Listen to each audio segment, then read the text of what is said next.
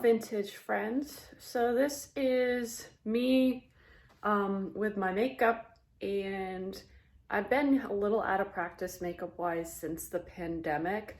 My liquid eyeliner could be better, but when I get back in the flow of things, it'll be good. It's Cinco de Mayo today, so I'm dressed kind of Mexican inspired. That is not my ethnicity, but I do have some Spanish that I discovered in my DNA test. So this video is going to be about my journey going vintage, and you will see basically a photograph slideshow with me doing a talking voiceover with some soft background music, and you'll see how I got on this path. So I'll be showing you some different photos of me before my journey and throughout, and telling my story. This first one, I'm in 11th grade, and I'm trying to look 1950s. I know I have the straight hair, but I had these plaid 50s looking shorts and a shirt, so I'm trying to look like, at least dress like a 50s style. Growing up as a young one, my upbringing was like, I was raised by kind of hippies. We listened to Pink Floyd a lot in the household, and I learned a lot about British invasion, 60s, 70s. Again, a lot of hippie stuff with my dad. So you'll see in some of these pictures some of those influences. But when I was in 4th grade, I went to Colonial Williamsburg and fell in love with the 18th century and the American Revolution. In high school, I used to go on these fashion websites that I could not afford, and I'd look up like 1970s dresses and kind of disco trippy attire, colonial stuff, Victorian stuff.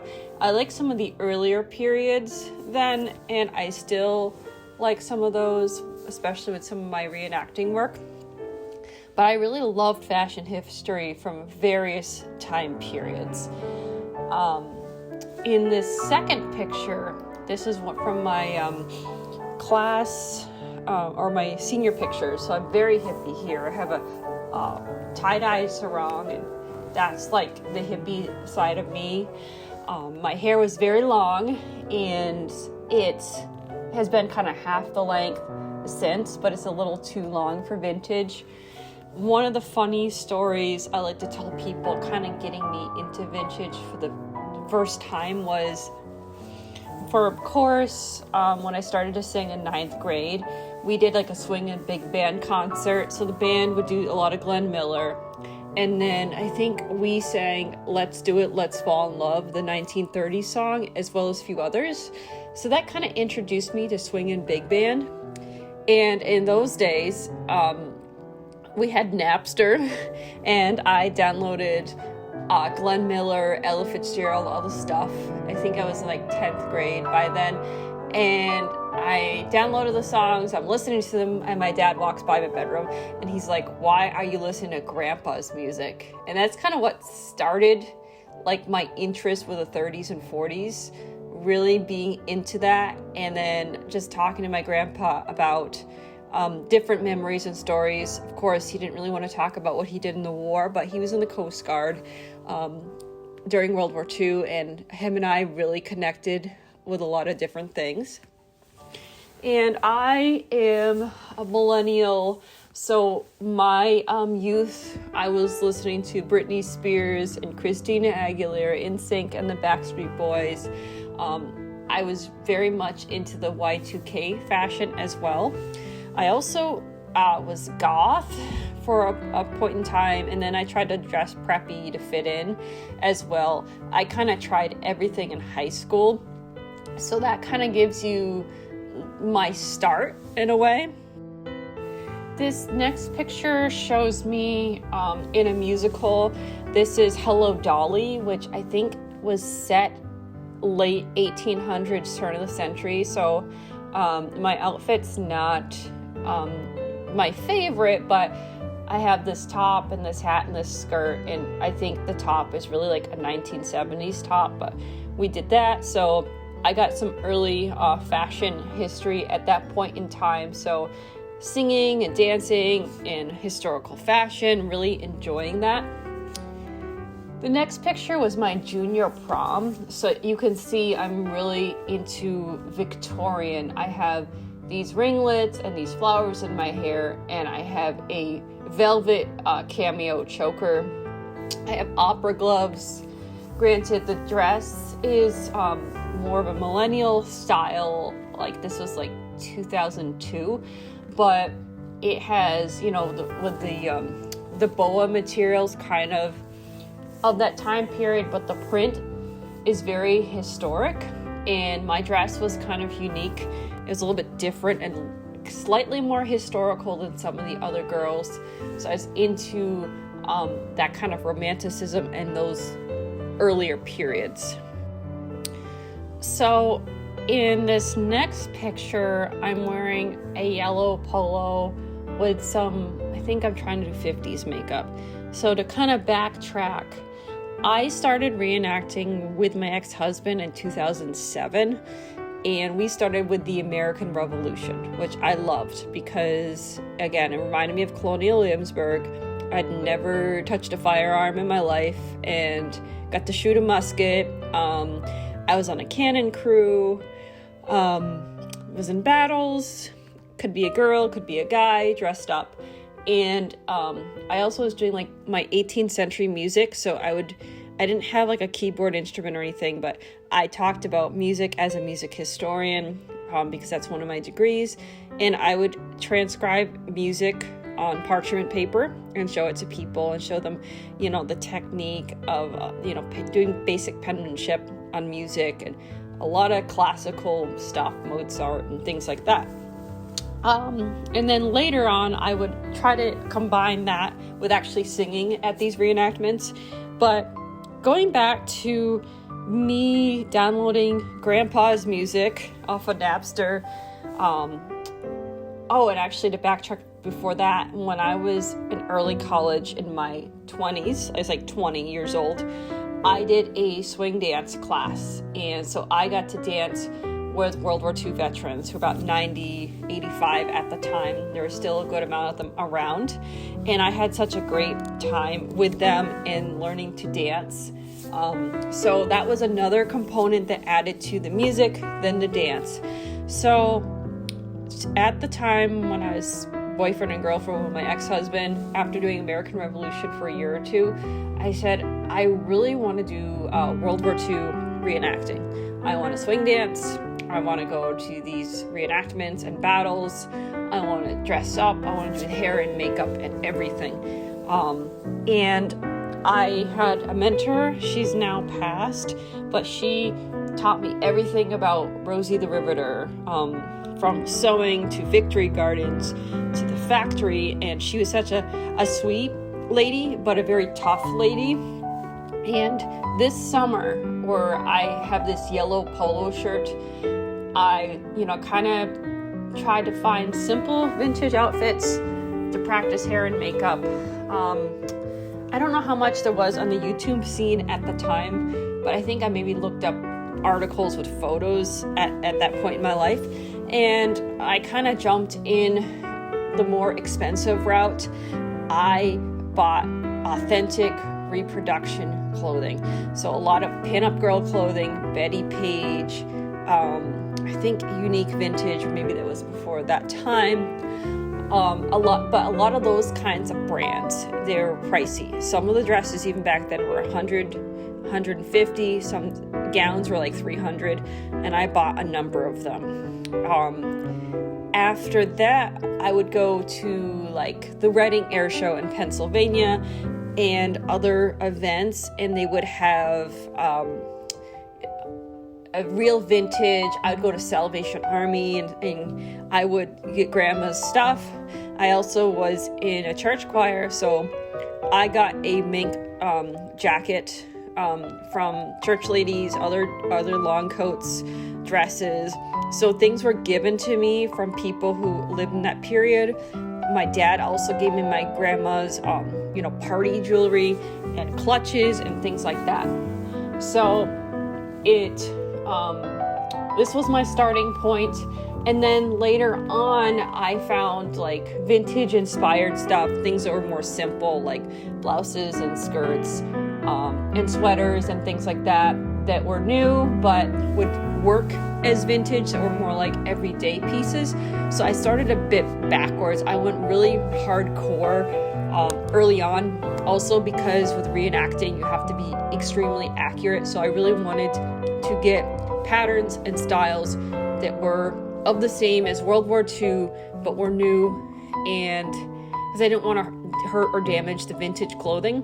So I felt really authentic with that, getting things that were actually patterns and designs from the earlier period. So that's how I first got started. Now that I've told my basic story, I'm going to go a little bit faster and show more pictures of vintage.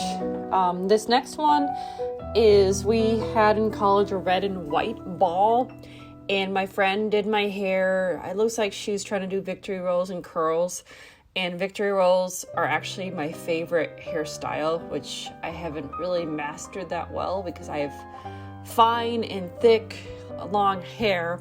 But as I said in the last video, I'm getting a haircut to kind of remedy that, and then I'll try it. If not, I might get some lessons from a hairdresser to kind of perfect that. But this is a very like military Andrews Sisters kind of look. In this picture, again, that same friend, I believe, did my hair. These were some engagement pictures I took, and we did like a pin-up 40s thing. This dress is actually from Victoria's Secret. This is a silk dress. I still have it, but it looked really nice. It looked like the time period. I still have it. I love it. But that was such a cool photo shoot to do. This was a few years later. I think this was in 2016. I'm in my bathroom at my parents' house. It's more of a 30s style dress. It came from 20th Century Foxy, which is an English company. And that one, that brand's pretty pricey.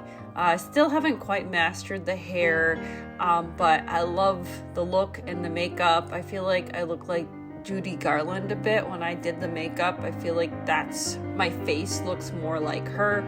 And I was going to a friend's vintage concert. I would help him with a tip jar, and then he would have me sing, and we hang out at the bar. My friend, his name is Drew, so any of my colleagues, you know who I'm talking about. This outfit I wore this to work, and I have more of a muted lip. I know red lip wasn't the only thing they'd used in the 40s. This is more of a pumpkin color. I actually would use this a lot when I perform with classical music. You also could do a pink lip, but I was practicing. I puffed my hair a little bit, but looking vintage at work. I think this is also 2016. So these next two, I went to, they had like a concert with a swing like lesson in town. So I have two outfits where I kind of look 40s for that. So that's what that's all about. This one I think is 2017, and this is the Collings Foundation. If anyone knows that organization, I used to sing the national anthem for them, and I used to sing for their reenactors dinner, kind of doing a Rosie the Riveter look. Speaking of how I kind of got into singing that kind of music was, I collected a lot of recordings of music from the time period. I'd make mixes and playlists, and a lot of reenactors do this. They would play their period music in the background when they're doing displays and talking to the public and doing like history. And it started with that. Then I started learning the songs and making my own set list, playlists. I use a program now called OnSong, where they have the text, but I also have tons of notebooks with the plastic sleeves in them with sheet music or lyrics, and I would sing at different air shows, reenactments. People, I would either volunteer or they hire me, and I do different programs depending what they want. I've done the national anthem a gajillion times, so this is one of the venues and events I do that at. This is me under the B-17. This is another air show. This was the Westover Air Show, where I was singing. I think I sang for 4 or 5 hours on a very hot day, but it was a lot of fun. This is me in 2017 as well. This was probably one of the first times I dressed vintage just because I wanted to. For some reason, I didn't think, hey, I could do this every day. I was doing so many reenactments. That's where I do it, and that's the only place I do it. I do it mostly every weekend. And this is, I'm definitely 40s, but I did like the pink Marilyn Monroe lip. And so then I really started to think about, hey, I could do this more than just reenactments. This was a World War II style Christmas party, so again, more in that reenacting realm, but I still was more looking forward to dressing vintage. This is me at EAA. It's a big air show, and I'm doing my 40s movie star look, and this is in the morning before I'm about to sing. This is another reenactment. I was wearing, as you see in the table, there's this floral garment. That was my dress from earlier.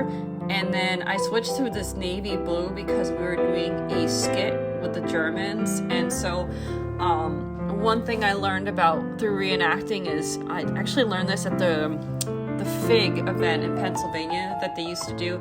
They did a class on German women's fashion and how it was a bit more subdued and plain. So a navy blue plain dress would be normal for the Germans. So I switched to this outfit when we're doing the skit. This is me, I think a summer or two ago, actually it was last summer, doing a gig at a reenactment, so I was about to sing. This last picture is of me actually after that gig we did. In the previous picture where my hair is still curled and I'm doing like a Parisian kind of look. This was the first time I was able to fully curl my whole head last summer, and I used foam rollers and I had to use duck clips. And I also had my hair cut and thinned. So even though it was cut and thin, I still need to use duck clips to hold them in place. And that brings us to today. I hope you've enjoyed learning about my personal vintage journey to this date. I hope you truly enjoyed learning about my journey going vintage, especially since I went the reenactor route, which is a little bit different than most people, and it just occurred to me a little bit later, hey, I could do this all the time. And again, I'll ask, because I'm new, if you'll like and subscribe and join my channel and this journey together. And then I look forward to posting the next video with you.